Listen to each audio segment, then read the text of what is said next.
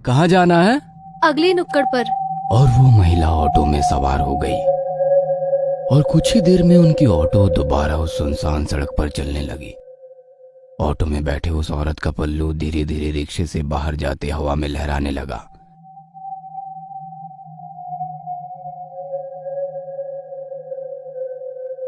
Madam जी, आप कहीं job करती हैं क्या? नहीं तो क्यों? मतलब आप इतनी रात को इस सड़क पर खड़ी थी, इसलिए पूछा। वैसे आपको जाना कहाँ है? आगे नुक्कड़ पर जो पीला बंगला है ना, मैं वहीं रहती हूँ।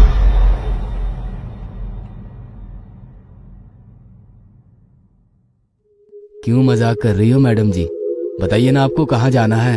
मैं मजाक नहीं कर रही हूँ, मैं उसी बंगले में रहती हूँ, अकेली। पर उस बंगले के बारे में मैंने तो कुछ अजीब सी बातें ही सुन रखी है। अजीब सी बातें? जैसे कि? मतलब उस बंगले में कोई बुरी आत्मा रहती है जो लोगों को जान से मारती है। अल्लो, मेरा बंगला भी आ गया। ऑटो उस बंगले के गेट के बाहर आकर रुक जाती है। ऑटो वाला धीरे से अपना सर ऑटो से बाहर निकालकर बंगले की ओर देखता है। बंगला काफी अजीब डरावना लग रहा था, जैसे कोई वीरान खंडहर हो। ऑटो से नीचे उतरकर वो महिला अपनी पर्स टटोलने लगी। भैया 2 मिनट रुको, मैं पैसे लेकर आती हूँ। इतना कहकर वो औरत गेट खोलकर बंगले के भीतर चली गई। ऑटो ड्राइवर के पास रुकने के अलावा कोई चारा ना था। वो डरा सहमा सा उस बंगले को निहार रहा था। मैडम के बंगले के अंदर जाते ही लाइट शुरू हो गई और कुछ सेकंड बाद दूसरे मंजिल की लाइट भी शुरू हो गई। उस औरत ने खिड़की का पर्दा सरकाया और ऑटो वाले से कहा, भैया 500 का छुट्टा है ना? उसकी आवाज सुनकर ऑटो ड्राइवर ने कहा, जी हाँ मैडम जी, छुट्टा है मेरे पास। इतना कहकर ऑटो ड्राइवर अपने पॉकेट में से छुट्टे पैसे निकालकर गिनने लगा कि तभी उस औरत का हाथ उसके सामने आ गया, जिसमें 500 रुपए थे। हाथ पूरी तरह से सफेद पड़ चुका था। ऑटो वाले ने उस औरत की तरफ देखा और उसकी जुबान जैसे हलक में अटक गई, क्योंकि वो औरत अभी भी बंगले के भीतर खिड़की में खड़ी थी। उसका लंबा हाथ बंगले से निकलकर उस ऑटो ड्राइवर के पास पहुंच चुका था। उस औरत की लाल आंखें उसे लगातार घूरे जा रही थी। उसका डरावना रूप देखकर ऑटो ड्राइवर ने झट से ऑटो स्टार्ट की और बिना पीछे मुड़े तेजी से निकल गया। अरे, फिर उस ऑटो ड्राइवर का क्या हुआ? क्या होना था? ऐसा खौफनाक दृश्य देखकर अगले 8 दिन तक बुखार से घर के बिस्तर पर पड़ा रहा। ये घटना बचपन से सुनता आया हूँ, कोई नया किस्सा सुनाओ यार। यार, फिर भी ये काफी डरावनी घटना थी। विजू ने कहा, और कोई डरावना किस्सा बताओ ना। इस अंधेरी रात में डरावने किस्से सुनने में बड़ा मजा आता है। ठीक है तो सुनो। एक लड़की रोज सुबह जल्दी उठकर गांव के इकलौते कुएं में पानी भरने के लिए जाती थी। सूरज निकलने के बाद भीड़ होने के कारण वो सूरज निकलने से पहले ही कुएं में पानी भरने के लिए पहुंच जाती। उस दिन भी वो सवेरे सवेरे कुएं पर पानी भरने के लिए पहुंची। अभी भी काफी रात थी। कुआं गांव से थोड़ा दूर होने के कारण एक कच्ची सड़क से जाना पड़ता था। लड़की कुएं के पास पहुंची और बाल्टी कुएं में गिरा दी। कुएं से एक बाल्टी पानी निकालकर वो अपने बर्तन धोने लगी। रात के सन्नाटे में उसकी चूड़ियों की खनक साफ साफ सुनाई दे रही थी। पूनम का चांद अभी पश्चिम दिशा की ओर झुक रहा था।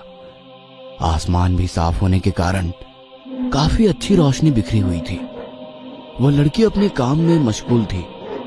बर्तन धोते वक्त एक चूड़ी टूट गई और उसके हाथ में जा घुसी, पर उस लड़की ने हाथ से बहते हुए खून पर ध्यान नहीं दिया। उसने बाल्टी दोबारा से कुएं में डाली और धीरे धीरे ऊपर खींचने लगी।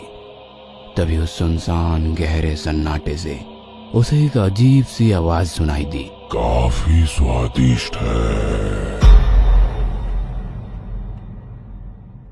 उस पल की आवाज ने उस लड़की का ध्यान अपनी तरफ आकर्षित कर लिया। वो कुछ सेकंड वैसे ही चुपचाप खड़ी रही। आवाज की दिशा समझ में नहीं आ रही थी, पर आवाज बिल्कुल साफ साफ सुनाई दे रही थी और दोबारा वही आवाज उसके कानों में गूंज उठी, काफी स्वादिष्ट है। वो चारों तरफ अपनी नजरें घुमाते हुए बाल्टी को ऊपर की ओर खींचने लगी। बाल्टी ऊपर आ गई। उसने बाल्टी उठाई, पर बाल्टी के अंदर का पानी काफी गंदा नजर आ रहा था।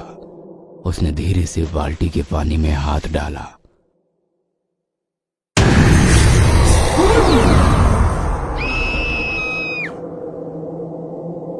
डर के मारे उस लड़की के मुंह से चीख निकल गई। उसने उस बाल्टी को वैसे ही कुएं में फेंक दिया और भागने की कोशिश में बाल्टी की रस्सी उसके पैर में अटक गई और वो धड़ाम से नीचे गिर गई। वह लड़की काफी डर गई थी। डर के मारे वो पैरों में लिपटी हुई रस्सी खोलने की कोशिश करने लगी कि तभी उस गहरे में वैसे ही दोबारा किसी की आवाज आने लगी।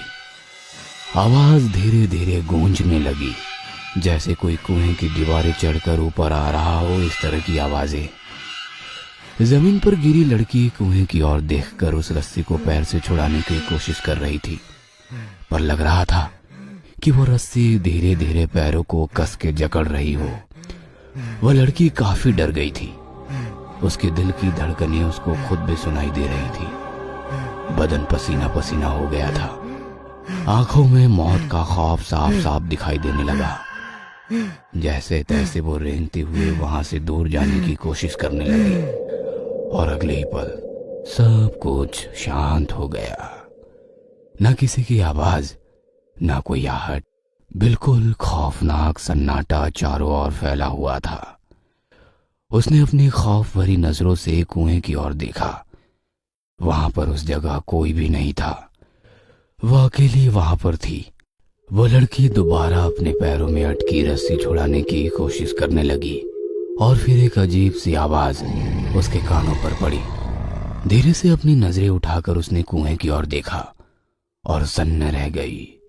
कुएं के अंदर की दीवार से एक खौफनाक चेहरा उसे झांक रहा था। उसकी आंखें फटी की फटी रह गई।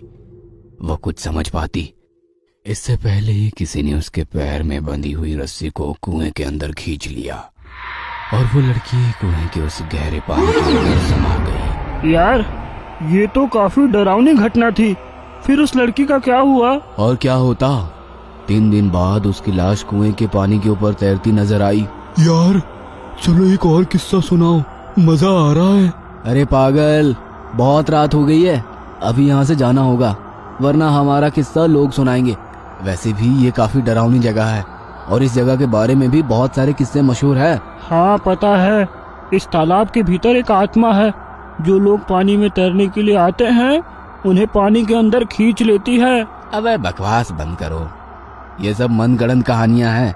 मैं कई बार यहाँ तैरने के लिए आया हूँ, मुझे तो कभी ऐसा महसूस नहीं हुआ। ऐसा कहकर वो उठकर खड़ा हो गया और पानी से भरे तालाब की ओर देखकर चिल्लाने लगा। ए पानी वाले भूत, चल निकल बाहर, मैं तुझसे नहीं डरता। देखा, कोई भूत भूत नहीं है, खाली वहम है यार। इतना कहकर वो पीछे मुड़ा और वहीं बेहोश हो गया। अगले दिन अस्पताल के बेड पर वो बेहोशी की हालत में पड़ा था। उसके पास माँ और पिताजी गुमसुम से बैठे थे कि तभी उसे होश आ गया। पास खड़े डॉक्टर ने पूछा, अब कैसी है तबीयत? ठीक हूँ डॉक्टर साहब। वैसे हुआ क्या था? चारों की काफी गहरी दोस्ती थी।